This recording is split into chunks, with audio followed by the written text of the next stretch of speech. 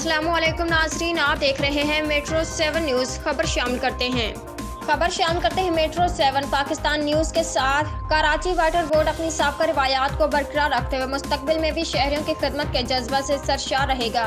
उम्मीद है कि वाटर बोर्ड आइंदा भी शहर भर में फरहमी और निकासी आप के मौसर इक़दाम करते हुए शहरियों के मसाइल हल के लिए तमाम तर वसाइल बरोकार लाएगा।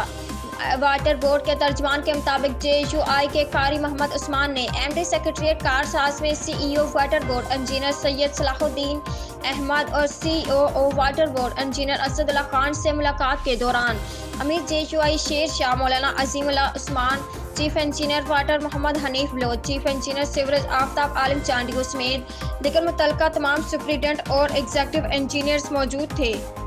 इस मौका पर रहनुमा JUI ने मुलाकात के दौरान CEO वाटर बोर्ड और COO वाटर बोर्ड को शेर शाह डिस्ट्रिक्ट के मियारी में दरपेश फरहमी आब के मुख्तलिफ मसाइल से आगाह करते हुए कहा कि तमाम मसाइल के हल के लिए मौसर इक़दाम किए जाएँ। CEO वाटर बोर्ड ने रहनुमा JUI को मुलाकात के दौरान पेश करदा फरहमी और निकासी आब से मुतल्लिक तमाम शिकायत के फौरी हल की यकीन दहानी करवाते हुए कहा कि गनी चौरंगी से 24 इंच लाइन को पाराचा चौक शेर शाह तक लाने के लिए PD mega project local government Sindh को लेटर लिखा जाएगा,